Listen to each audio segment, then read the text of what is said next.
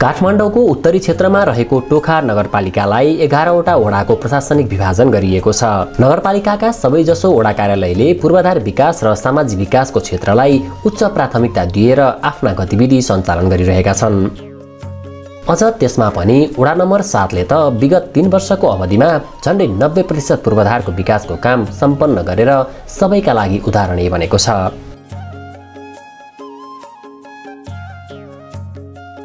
अब वडा नम्बर 7 यो प्रयास नगरमा यहाँका जनप्रतिनिधि साथीहरूको अगुवाई र खास गरी जनप्रतिनिधिहरूलाई अलिक बेसी घचघचाउने र विकास निर्माण काममा यहाँको स्थानीय उपभोक्ता समितिको जुन क्रियाशीलता रहेको थियो, उहाँको सक्रियता जुन रह्यो, यसले गर्दाखेरि यो काममा गुणस्तर रहेको छ भन्ने क्रममा म आफू चाहिँ विश्वस्त छु। अहिले हामी यो पिच भइरहेको ठाउँमा यहाँ अहिले छौँ। हामी गत वर्ष हामीले यहाँ चाहिँ यसको पूर्वाधारको रूपमा हामीले ढलको काम गरेका थियौँ, जुन उपभोक्ता समितिको क्रियाशीलतामा रहेको थियो। र अहिले हामी अब कोभिडका कतिपय कारणले गर्दा हामीले प्राविधिक कार्यालयलाई अलिकति ढिला गऱ्यौँ, तर पनि उहाँहरूको निरन्तर प्राविधिकहरूसँग सहकार्य, यहाँको स्थानीय नगरपालिकाको वडा अध्यक्ष, वडा सदस्यहरूसँगको समन्वय, नगरपालिकाको प्राविधिकसँगको कोअर्डिनेसनमा उपभोक्ताहरूले जुन काम गरिरहनु भएको छ, यो कामले दिगो विकासमा सहयोग पुग्छ भन्ने खालको मैले विश्वास लिएको छु। त्यो अनुभूति मैले प्राप्त गरेको छु यो ठाउँबाट। टोखा नगरपालिकाले विभिन्न आयामहरूलाई सँगसँगै लाँदै पनि पहिलो प्राथमिकता चाहिँ हामीले पूर्वाधारलाई नै दिनुपर्छ भन्ने हाम्रो जुन त्यो निष्कर्ष सबैको सल्लाह मार्फत भइसकेपछि टोखा नगरपालिकाको आम नगरवासीको चासो अनुसार पहिले हामीले पूर्वाधारलाई नै बेसी फोकस गऱ्यौँ। आज हामी चौथो आर्थिक वर्षमा जिम्मेवारी सम्हालिरहेका छौँ। त्योभन्दा अगाडिको जुन अवस्थालाई तपाईँले यदि जुन तपाईँ समीक्षा गर्ने हो भने तपाईँ अत्यन्त अस्तव्यस्त थियो टोखा नगरपालिका। तपाईँ मुख्य सडकहरू अत्यन्त अस्तव्यस्त थियो, तपाईँ भित्री सडकहरू अत्यन्त अस्तव्यस्त थियो। त्यसकारण हामीले भनेको मतलब छलफल गऱ्यौँ। प्रदेश माननीय यो निर्वाचन क्षेत्रबाट निर्वाचित हाम्रो उप प्रधानमन्त्रीज्यू जो ईश्वर पोखरेल हुनुहुन्छ, यसै गरी दीपक निरौला माननीय, हामी आफू बसेर हामीले वर्गीकरण गऱ्यौँ कामका परियोजनाहरूलाई। कोही परियोजना प्रदेशबाट गर्ने, कोही परियोजना भनेको मतलब सङ्घीय सरकारबाट गर्ने र कोही परियोजना स्थानीय सरकारबाट गर्ने। यो तीनटा सरकारको बजेटलाई सँगसँगै लाँदाखेरि मात्रै जनसमुदायको भनेको मतलब भावनालाई हामी टेक्न सक्छौँ, जनसमुदायको भावनाको हामी प्रतिनिधित्व गर्न सक्छौँ भन्ने सन्दर्भ जोडेर हामीले यही वडा नम्बर 7मा पनि विभिन्न सेक्टरबाट हामीले बजेट हालेका छौँ। जति यो सेक्टर जुन प्रगति नगरको नामले चिनिन्छ, यो सेक्टरमा हामीले प्रदेशको बजेट हाल्यौँ, जो यहाँ अहिले अनुगमन क्रममा हाम्रो प्रदेश माननीयजी हुनुहुन्छ। जस्तै अहिले हामी अनुगमन गर्न गइरहेका छौँ जुन त्यो कृष्ण मन्दिर, त्यो स्थानीय सरकारले हालेको छ। त्यस कारण कोही हामी मतलब हाम्रो केन्द्रीय सरकारको भनेको मतलब माननीय जुन ईश्वर पोखरेलज्यूको जुन संसदीय निर्वाचन क्षेत्र अन्तर्गत पैसा त्यहाँ हालेको छ। यसरी हामीले भनेको मतलब हरेक वडामा बाँडफाँड गरेको छौँ। 1392 घरधुरी र करिब 16,000 जनसङ्ख्या रहेको वडा नम्बर 7ले नयाँ जनप्रतिनिधिको आगमनसँगै पूर्वाधार विकासको कामलाई पहिलो प्राथमिकतामा राखेको थियो। करिब 3 वर्षको यो अवधि पुरा गर्दै गर्दा वडा नम्बर 7ले सडक पूर्वाधारको विकास, ढल निर्माण, सामुदायिक विद्यालयको भवन निर्माण, वडाभित्र हरियाली कायम गर्न पार्क लगायतको व्यवस्थामा महत्त्वपूर्ण उपलब्धि हासिल गरेको छ।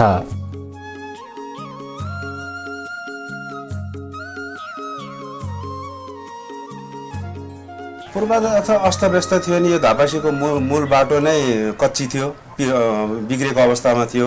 हामी निर्वाचित भएर आएपछि धापासीको मूल बाटो करिब 6 किलोमिटर हामीले कति धाएर कति धरपकड गरेको 72 सालमा भएको टेन्डर हामीले आएर 76 सालमा चाहिँ यो मूल बाटो हामीले पिच गर्न सम्पन्न गऱ्यौँ। त्यस्तै हामी आइसकेपछि स्कुल तिलिङटार स्कुलमा सँगै संसद पूर्वाधार कोषको यसै वडाबाट निर्वाचित माननीय उप प्रधानमन्त्री ईश्वर पोखरेलको सँगै पूर्वाधार विकास कोष अन्तर्गत हामीले 1 करोड रुपियाँ लगानी गरेर डिप्लोमा इन सिभिल इन्जिनियरलाई दुई तला चाहिँ हामीले भवन बनाई। हामी आइसकेपछि नै डिप्लोमा इन सिभिल इन्जिनियरिङ चाहिँ हामीले यहाँ पठन पाठन सुरु गऱ्यौँ। त्यस्तै हामीले चुनाव ताका भनेका थियौँ। हाम्रो यो प्रयास नगर साइट भनेको चाहिँ अलिकति ढल जम्नी पानी जम्नी खाल्टो अवस्था थियौँ। हामीले घोषणापत्रमै भनेको थियौँ हामी निर्वाचित भएको 1 वर्षमा चाहिँ हामी यो सम्पन्न गर्छौँ भनेको थियौँ। त्यो काम हामी प्रदेश बागमती प्रदेशका सभासद मान्य दीपक निरौलाको संसदीय पूर्वाधार कोष अन्तर्गत 1 करोड रुपियाँ विनियोजित गरेर हामी आएको पहिलो वर्ष त्यसलाई ढल सम्पन्न गऱ्यौँ। त्यसपछि अर्को वर्ष हामीले पिच गरेपछि त्यसलाई हामीले ढल मुक्त बनाएका छौँ। त्यस्तै गरी यो दाहालगौडादेखि ग्रिनल्यान्डको बाटो अस्तव्यस्त थियो।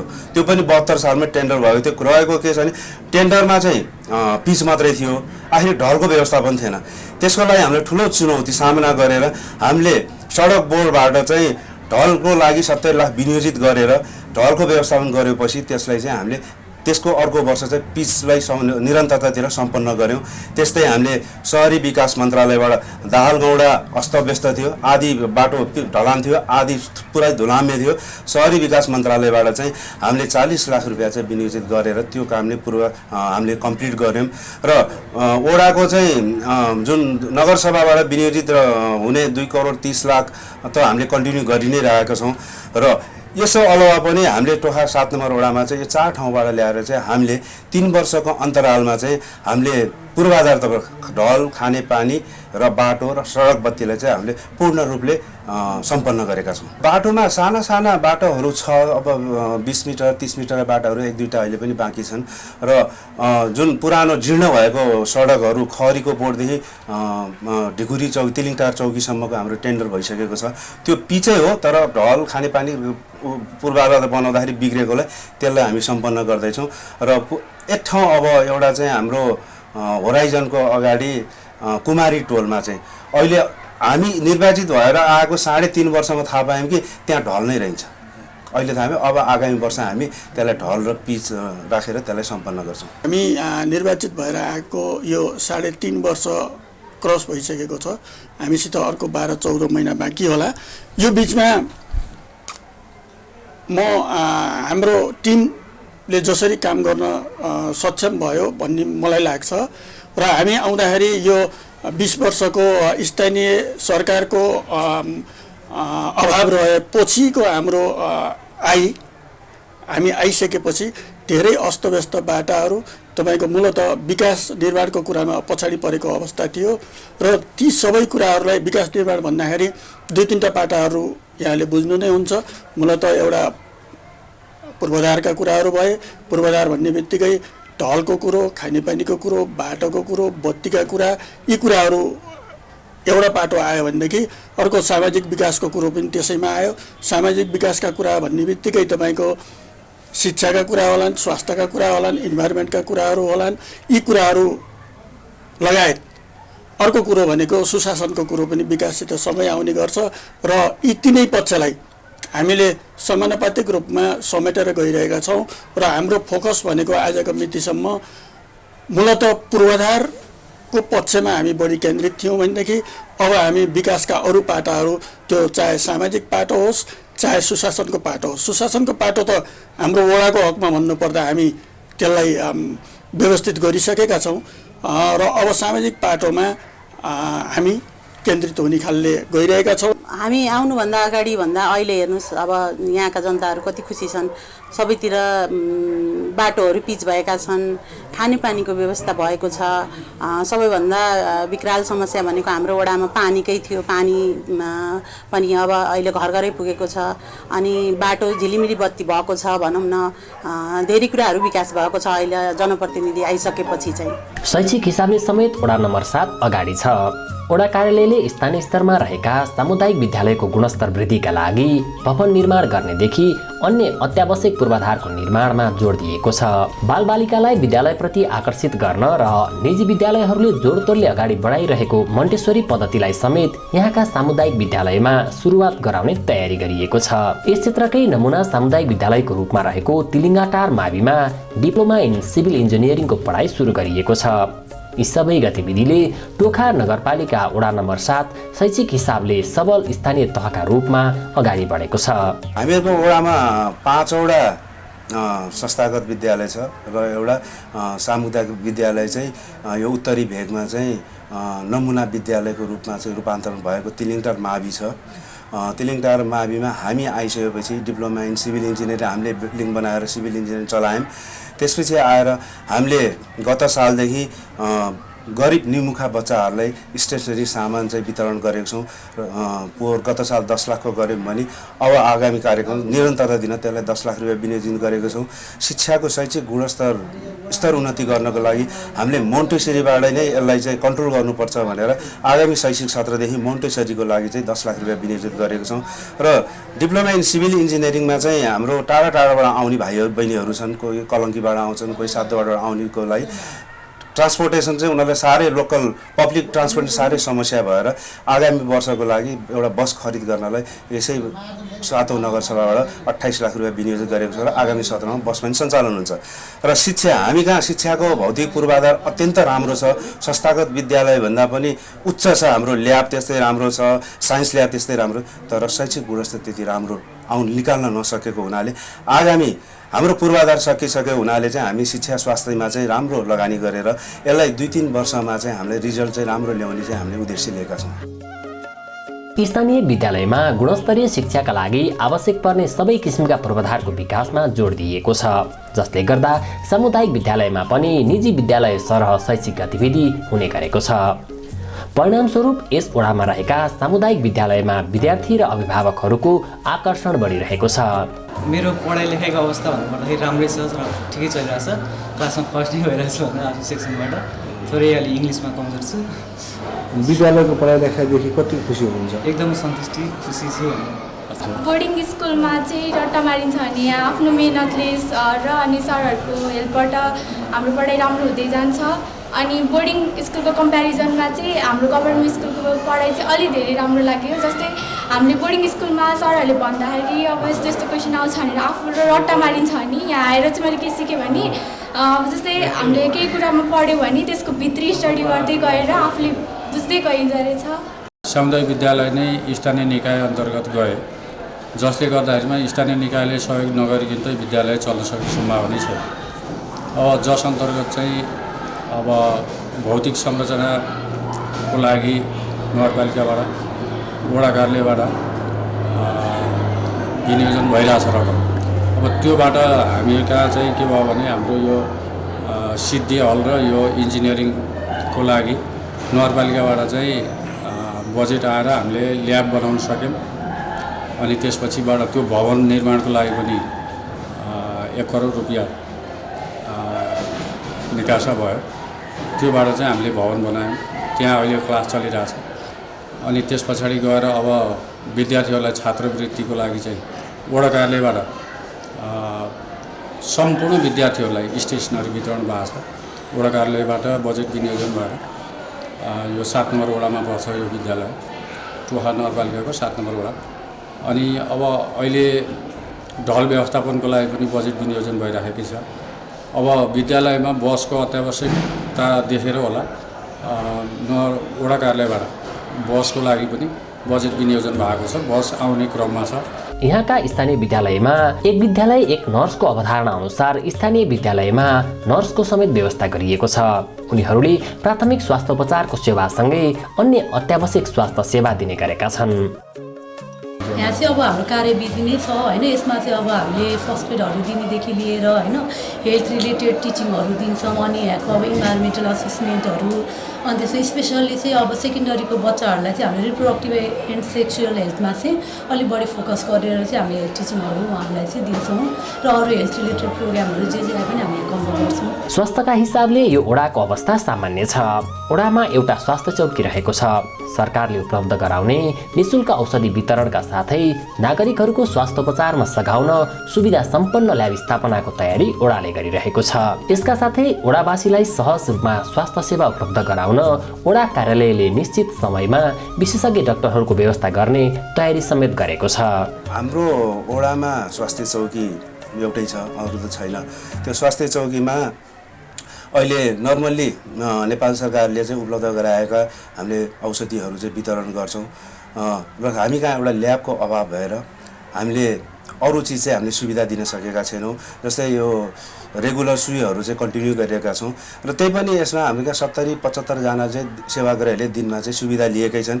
र अहिले हामी तत्कालै हामीले बिरामीहरूको लागि हामीले ल्याब स्थापना गर्दैछौँ, सामान पनि आइसकेको छ र आगामी वर्षमा चाहिँ हामीले ज्येष्ठ नागरिक बुवा आमाहरूलाई चाहिँ सहुलियत दरमा चाहिँ दीर्घरोगीहरूलाई औषधि को लागि छुटको व्यवस्था गर्न केही बजेट विनियोजन गरेको छौँ र आगामी 77, 78, 78, 79मा चाहिँ हामीले यो स्वास्थ्य चौकीमा हप्ताको महिनाको 4 डाक्टर चाहिँ हामीले उपलब्ध गराएर हामीले निःशुल्क पनि हामी जाँच्ने व्यवस्था गर्दैछौँ।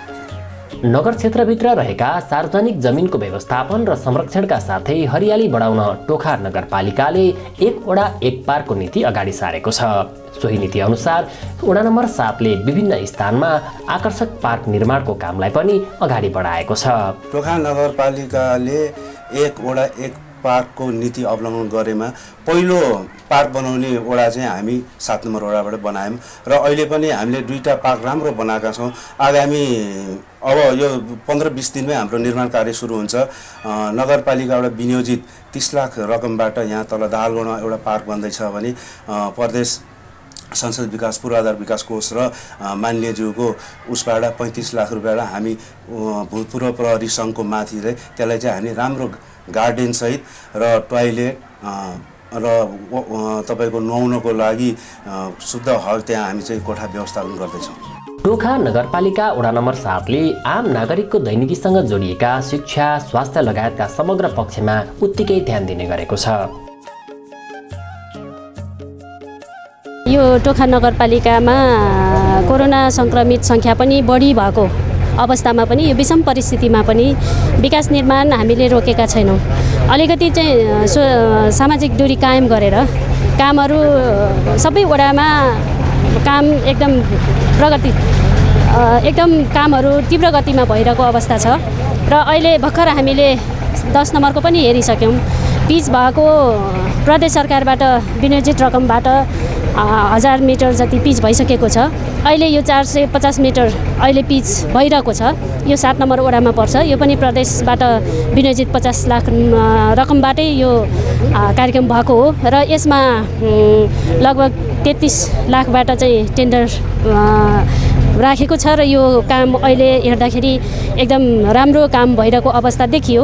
म एउटा चाहिँ उपप्रमुखको नाताले संयोजकको एउटा चाहिँ अनुगमन टोलीको संयोजकको नाताले पनि हरेक ठाउँ-ठाउँमा कार्यक्रम यो चाहिँ विकास निर्माणका कामहरू भइरहेको अवस्थामा हामीले चाहिँ 3 पटकसम्म अनुगमन गरेका छौँ। विश्वव्यापी महामारीको रूपमा देखा परेको कोभिड संक्रमण नियन्त्रण तथा रोकथामका लागि यो वडाले निकै महत्त्वपूर्ण भूमिका निर्वाह गरेको थियो। कोभिडका बारेमा जनचेतना जगाउन, संक्रमितहरूको पहिचानका लागि परीक्षण र संक्रमित भएकाहरूको उपचारका लागि क्वारेन्टिनको व्यवस्था गरेको थियो। वडाले लकडाउनको समयमा जीविकोपार्जनमा समस्या खेपिरहेका नागरिकहरूलाई राहत समेत वितरण गरेको थियो। कोभिडको सिलसिलामा चाहिँ टोखा नगरपालिकाले उल्लेखनीय काम गरेको छ। त्यसको उदाहरण स्वरूप चाहिँ 7 नम्बरबाट हामीले चाहिँ क्वारेन्टाइनको व्यवस्थापन गऱ्यौँ।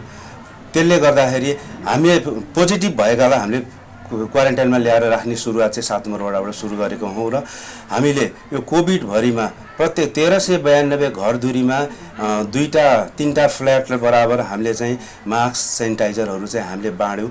एवारनेसका कार्यक्रमहरू हामीले धेरै नै सञ्चालन गऱ्यौँ र त्यसमा पनि हामीले लगभग 34-35 परिवारलाई चाहिँ हामीले चाहिँ राहत वितरण गऱ्यौँ। वडा कार्यालयले स्थानीय स्तरका विपन्न र बेरोजगार समुदायको जीविकोपार्जनका लागि लक्षित वर्गलाई सघाउन विभिन्न किसिमका तालिम पनि सञ्चालन गरिरहेको छ। यस्ता तालिमपछि कतिपय व्यक्तिलाई स्वरोजगार बन्नका लागि विभिन्न किसिमका सहयोग समेत दिने गरिएको छ। वडा कार्यालयको सहयोगबाट अहिले वडा कार्यालयबाट तालिम लिएका कतिपय व्यक्तिहरू आफ्नै पेसा व्यवसायमा सक्रिय बनेका छन्। हामीले लक्षित वर्ग अन्तर्गत हामी कार्यक्रम त गरि नै रहेका छौँ, तर एउटा हामीले चाहिँ उपलब्धिमूलक चाहिँ लक्षित एउटा कार्यक्रम हामीले गऱ्यौँ। 2 महिने अभियान हामीले चाहिँ यहीँको स्थानीयहरूलाई चाहिँ कपाल काट्ने ट्रेनिङ दिएर हामीले त्यो कार्यक्रम गऱ्यौँ र उहाँहरू चाहिँ स्वरोजगार बन्न चाहनुहुन्छ भने हामी नगरपालिकाले पनि उहाँलाई सहुलियतको पैसा दिएर चाहिँ हामीले चाहिँ उहाँहरूलाई व्यवस्थापन व्यवसाय गर्नलाई चाहिँ हामीले व्यवस्थापन गर्छौँ भनेर लागेका छौँ। तर त्यो ट्रेनिङ लिइसकेपछि अहिलेसम्म मान्छे आएको छैन। जस्तै लक्षित वर्गमा जस्तै चप्पल बनाउने, पोते उन्ने यस्ता कामहरू हामीले गरिरहेका छौँ। वडा नम्बर 7ले पूर्वाधार विकासका अधिकांश योजना सम्पन्न गरेकोले अबका दिनमा भने स्थानीय समुदायको सामाजिक विकासमा सघाउन विभिन्न गतिविधि सञ्चालन गर्ने तयारी गरिरहेको छ।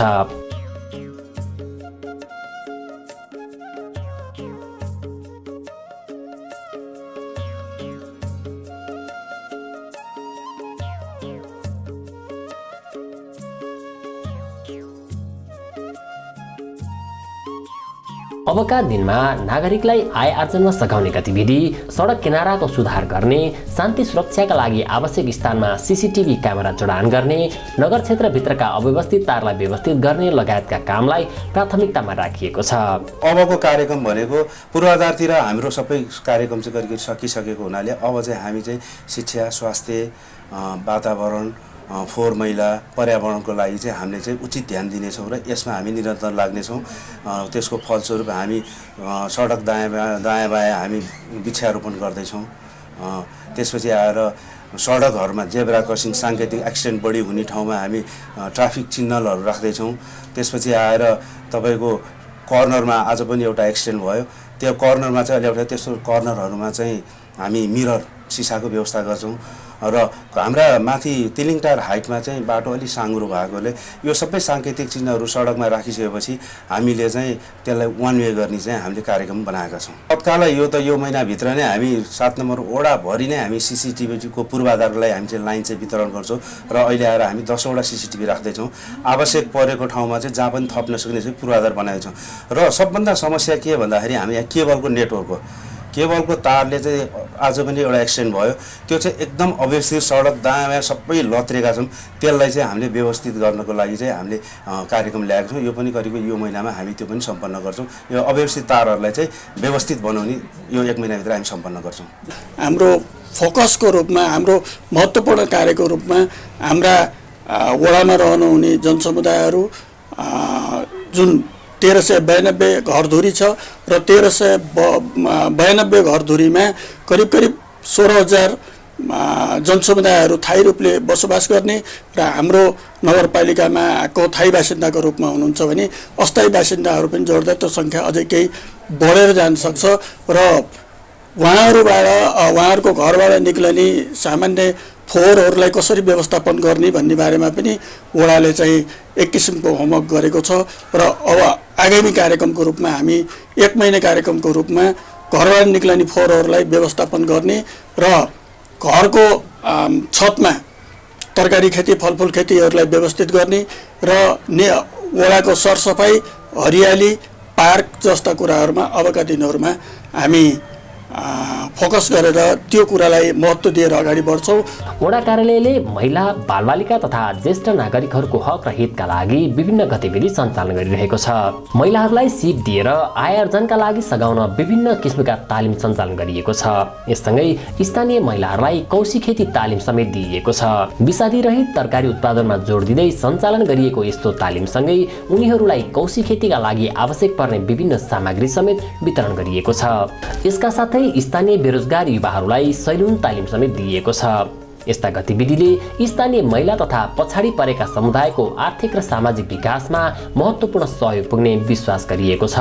अब महिलाहरूको कुरा गर्दाखेरि महिला तथा बालबालिका अनि ज्येष्ठ नागरिकहरूको कुरा गर्नु पर्दाखेरि हामी महिला बालबालिका ज्येष्ठ नागरिकहरू भन्दा पनि ज्येष्ठ नागरिक र अपाङ्गता एकल महिलाहरूलाई हामीले न्यानो कपडाहरू वितरण गरियो। बालबालिकाहरूको हकमा हामीले क्लबहरूलाई अब शैक्षिक सामग्रीहरूको वितरण गरेका छौँ भने बालबालिकाकै हक कुरा गर्ने भने विद्यालय, सामुदायिक अथवा अरू हाम्रो विद्यालयका भाइ बहिनीहरूलाई पनि हामीले आर्थिक अवस्था कमजोर भएकाहरूलाई हामीले जुन छात्रवृत्तिको व्यवस्थाहरू पनि गरिराखेका छौँ होइन।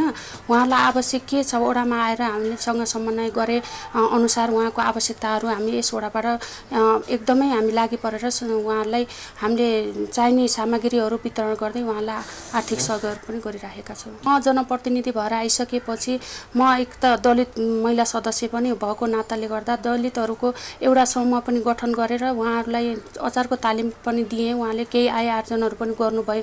त्यसै गरी पिछडिएका महिला समूहहरूलाई समेटेर हामीले मखमली जुत्ताहरूको पनि तालिम दिएर अहिले उहाँहरूले आय आर्जन गरिराख्नु भएको छ। अरू महिला दिदीबहिनीहरूलाई पनि हामीले तालिम सिकाउ रोजगारीमूलक बनाऊ र त्यसबाट आर्थिक आय आर्जन गरेर आफू सक्षम बनाऊ भन्ने उद्देश्यले पनि हामी लागि परेका छौँ र त्यसअनुसार हामी तालिमहरू सिपमूलक तालिमहरू पनि दिइराखेका छौँ। हामीले चाहिँ कौशी खेतीको तालिमहरू पनि दिएका छौँ।